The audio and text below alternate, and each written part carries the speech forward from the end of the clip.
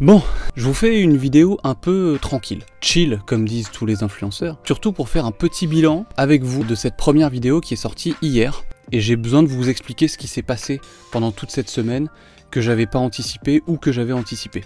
Je vais faire un peu le point pour vous dire où j'en suis et ce qu'il adviendra pour la suite. Déjà, premier point, j'avais pas du tout anticipé cette somme de travail. Pour vous resituer le truc, je m'étais fait un emploi du temps parfait. Un emploi du temps théorique qui me permettait de produire deux vidéos par semaine. Donc, j'ai optimisé mon temps et je me suis dit, si je fais un tournage, il faut que dans ce tournage, vu que ces formats et ceux à venir sont écrits, c'est pas 45 minutes où je fais que des voilà. Je peux aller vite et je peux mettre ce temps à profit pour produire 2 vidéos sur un temps de tournage d'1h30. Cependant, je me suis tout de suite calé sur une semaine de tournage type une semaine où j'aurai déjà tous mes assets. Comprendre ma DA, comprendre direction artistique, le générique, la musique, les petits habillages graphiques quand je mets des vidéos ou des photos, choisir la typo, la couleur. Il y a plein de gens qui à mon niveau le feraient pas. Mais moi je peux pas m'en passer. C'est ce qui m'a fait le plus kiffer la semaine passée. Créer tous ces trucs là, imaginer un produit fini et le voir fini et me dire putain c'est pas dégueu, j'avais l'impression de voir une vidéo de youtubeur, comme celle que j'aime, bien produite, à peu près bien réalisée, un peu étudiée, avec mes moyens, bien sûr, j'ai pas une caméra à 5000 balles là, mais je suis très content. J'avais pas du tout anticipé par contre la somme de travail. Je me suis retrouvé avec du motion design à faire, j'adore ça. J'ai mis 2 jours complets à faire ce générique et à faire toute la DA autour, on peut même dire 3 jours. C'est beaucoup trop. Tous les motion designers en PLS à cet instant, tous me diront mais gars, je te le fais en 1 heure ça, pas moi. Je suis pas motion designer, je suis simplement chercheur professionnel de tutos. C'est ce qu'on devrait tous être d'ailleurs. Ne me dites pas je sais pas faire.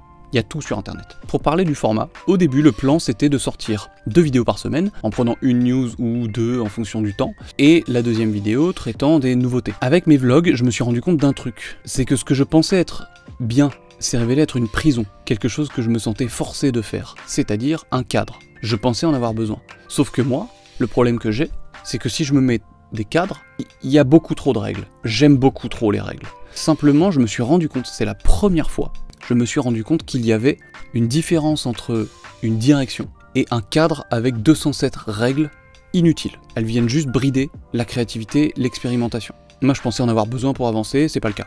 Donc, avec ce format qui s'appelle « Ça parle de briques », c'est extrêmement large. Au tout début, je me suis dit, je vais faire ces 2 émissions. Groupe Lego, news. Ça parle de briques, c'est extrêmement large. Je peux parler de tout ce qui concerne la brique. C'est ce que je vais faire.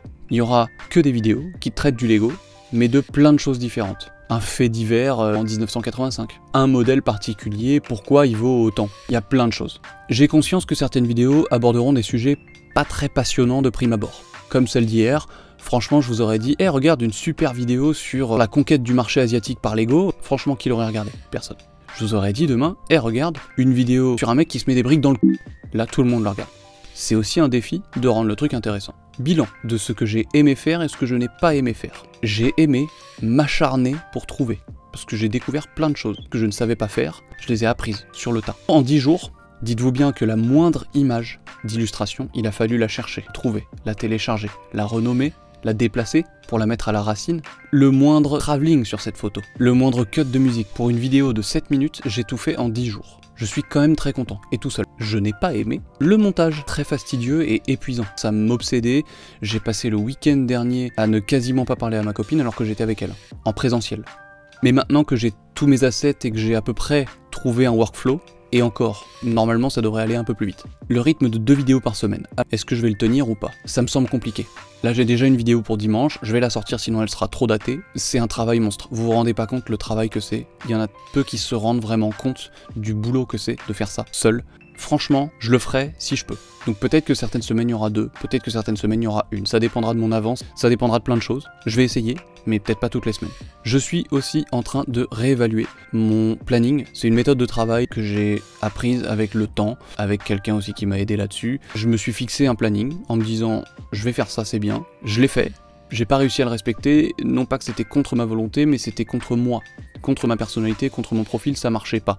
Mais ça marchait sur certaines choses. Donc du coup, je suis en train de voir ce qui marchait pas, pour le refaire, de manière à avoir vraiment une semaine type où je fais pas un burn-out au bout de 2 mois.